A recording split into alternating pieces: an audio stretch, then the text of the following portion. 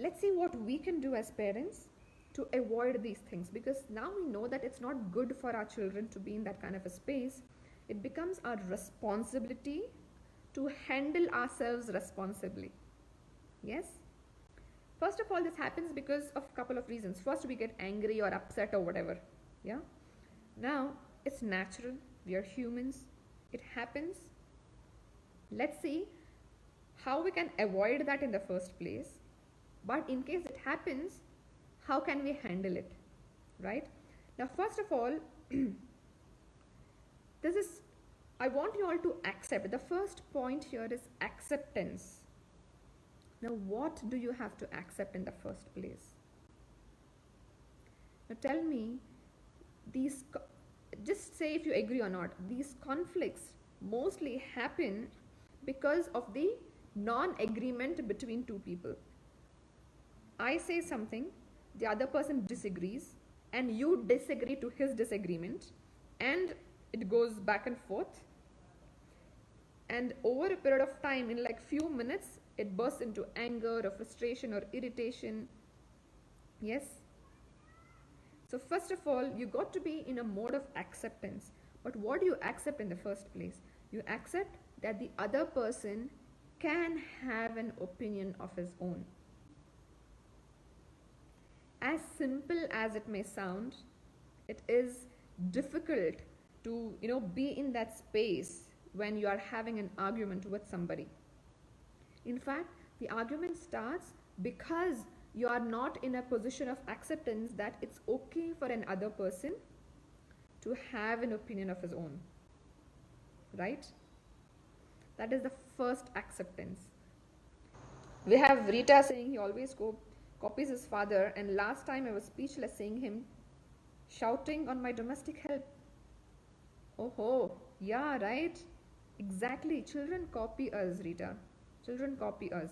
That is why it becomes even a bigger responsibility for us to really take care of our actions. Whatever we do, we got to keep a huge check on what we are doing. Yeah? Now, this is the first kind of an acceptance, okay? Now, second kind of an acceptance is that there could be a possibility that you might be at fault. Might be, right? Once you accept that, yes, there could be a possibility that I might be wrong, or I might be at fault, or I might have misunderstood, or I might have seen that situation in a different way, or I must have gotten a wrong communication, whatever. Okay? There's a huge chance that the entire situation, the responsibility of the entire situation can be taken on yourself. So that is the second kind of acceptance, that I could be wrong, or I could have misunderstood, or I could have misheard. Yes? Unless you be in the mode of acceptance, things will not change for sure. Yes? You got to be in that mode of acceptance. Acceptance of two things. First, just check.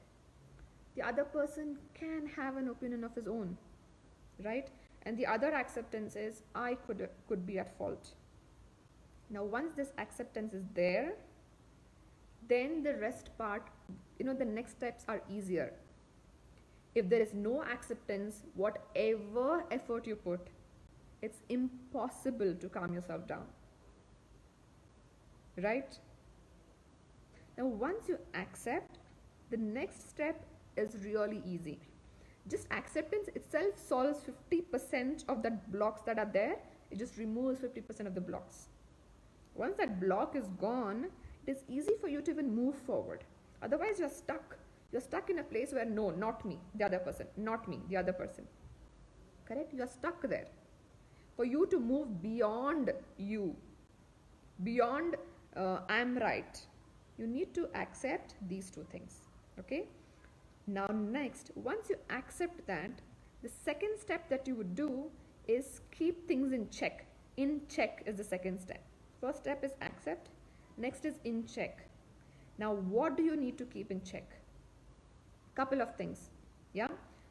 Words, your tone, your volume, the pitch, your body language, your facial expressions.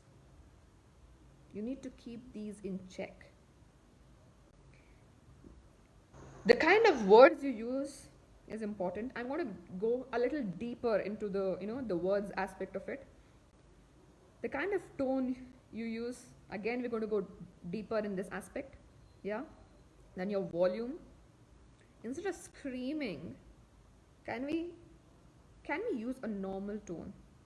That itself gives such a, that itself makes you feel calm in the first place.